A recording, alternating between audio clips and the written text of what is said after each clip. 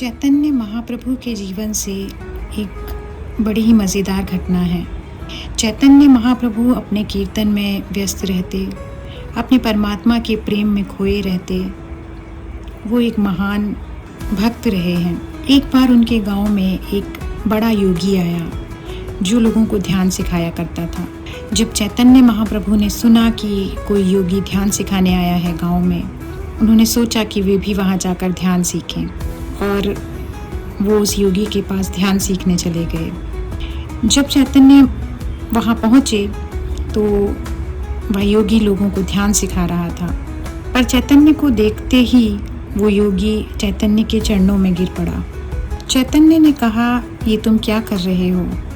मैं तुमसे ध्यान सीखने के लिए आया हूँ। मैंने सुना है कि तुम बहुत सारे लोगों को ध्यान सिखाते हो, इसलिए मैंने सोचा कि मैं भी कुछ ध्यान सीख लूं। उस योगी ने चैतन्य को कहा कि अगर तुम्हें ध्यान ही सीखना था तो तुम्हें पहले आना चाहिए था। तुम्हें तब आना चाहिए था जब तुम इस भक्ति में, इस परमात्मा के प्रेम में नहीं उतरे थे। ध्यान सीखने के लिए तुम्हें तब आना चाहिए था जब तुम इस दिव्य प्रेम के रंग में नहीं रंगे थे। अब तो तुम हर समय ध्यान में हो और इतने गहन ध्यान में हो कि तुम्हें खुद ही नहीं पता चलता। भक्ति और प्रेम को कभी पता नहीं चलता कि वह ध्यान में ही है, क्योंकि ध्यान उसके साथ ही आ जाता है। जो हृदय, जो आत्मा सारे अस्तित्व के साथ इस प्रेम से भरी है, उसी ध्यान में जाने के लिए क्षण भर भी नहीं लगता।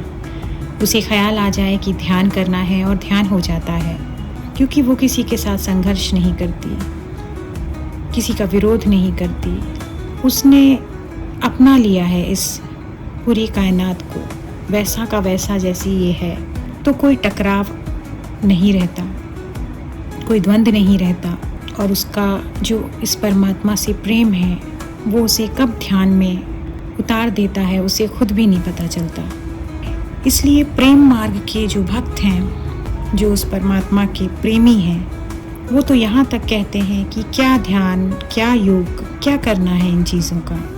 उस परमात्मा की भक्ति, उसका प्रेम काफ़ी है। वे ऐसा इसलिए नहीं कहते कि ध्यान का कोई मतलब नहीं है। वे ऐसा इसलिए कहते हैं क्योंकि ध्यान उनके लिए इतना सरल हो जाता है। मीरा नाचते नाचते ध्यान में चली जाती हैं। उन्होंने ध्यान का कोई प्रयोग ना कहीं किसी को बताया और ना कहीं कभी लिखा, ना उन्होंने कभी किसी से ध्यान की कोई विधि सीखी और ना ही प्रयोग की।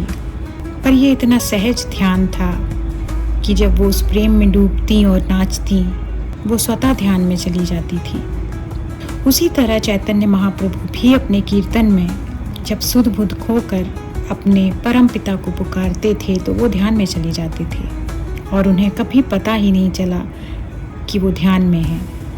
ये वो महान आत्माएं हैं जिन्होंने परमात्मा से असीम प्रेम किया, और उस प्रेम को करते करते वो कब ध्यान में चले गए उन्हें खुद भी इस बात का पता नहीं चल पाया। सद्गुरु हमें भी उस परम ईश्वर का परम प्रेम पाने का मौका दे। इसी दुआ के साथ बने रहिए मेरे साथ।